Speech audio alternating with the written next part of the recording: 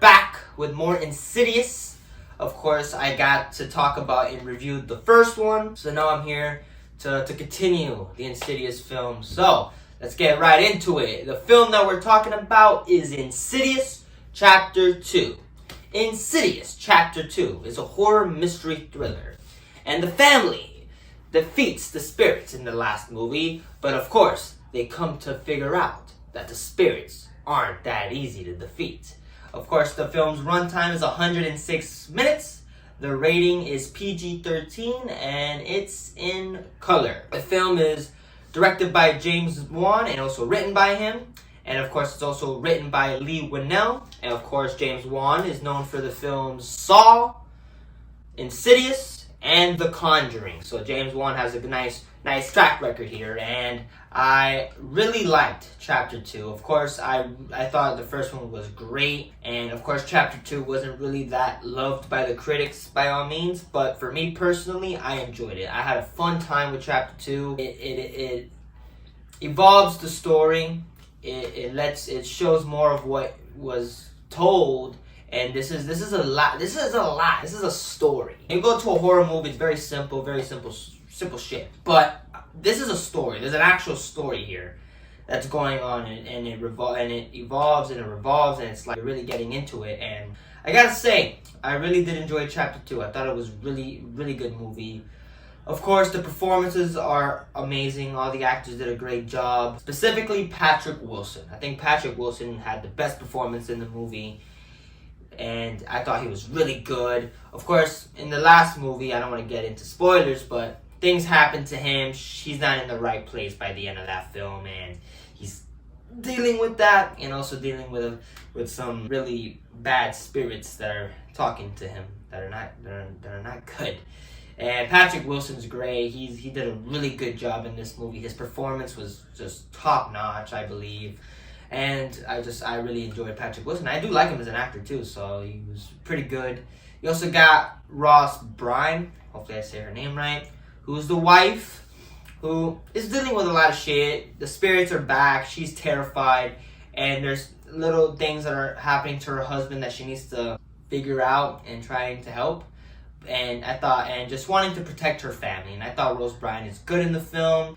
You also got the returning two bozos, the dumbasses, which I liked them in this movie more. They're hilarious. But yeah, they want to help the family, and there's shit going on that they have to. There's a mystery aspect to it, and they want to figure things out. And I like the two. They're funny.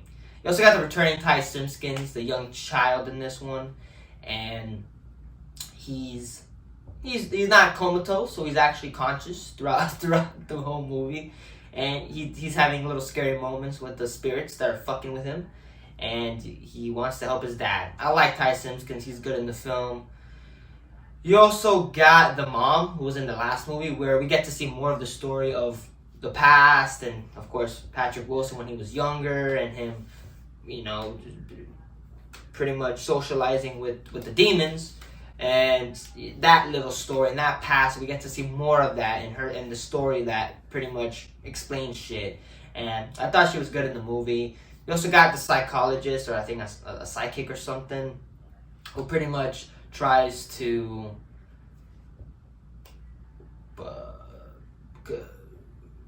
grab the demon's attention. He talks to the demons.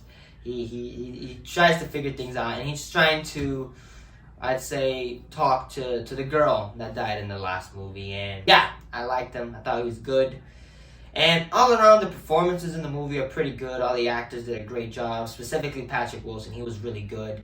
The direction by James Wan is as good as usual. James Wan is a really good director, especially in this year. I mean, this year was a good year for James Wan. He had The Conjuring and, of course, this film. So the man had two films in the same year. So it was like the James Wan year, I guess.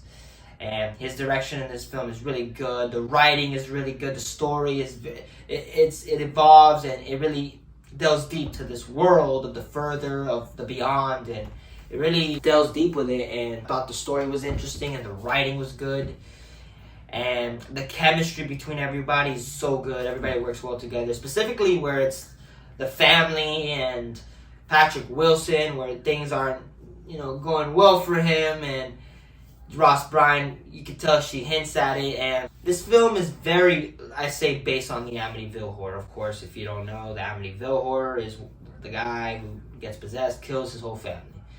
It definitely is based on it. It's very based on it. I'm pretty sure James Wan looked at that and said, yeah, that's definitely Amityville. I thought that was cool. I was like, I knew, I had a suspicion that that's how they're gonna go with it in this film. So I was like, how things occur throughout.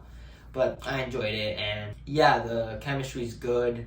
The cinematography is so good. I liked the different viewpoints throughout the film. So when you're dealing with the story in itself, it's very cinematic. But when there's moments of mystery and them trying to explore, you get a camcorder type of viewpoint, or a first person shaky cam recorder, which I liked. I liked how they did that. I liked the different the ways they did that. I enjoyed that. It was me as a lover of films, that was nice to see, and it was different and intriguing, and it was very intriguing. The music score is really good, very tense. It's like you're pulling a guitar, you're just pulling it, and then bang, and it just see how far it pulls. But that music is super tense. This film is super tense too. It's a horror film. You expect very tense. The jump scares are good.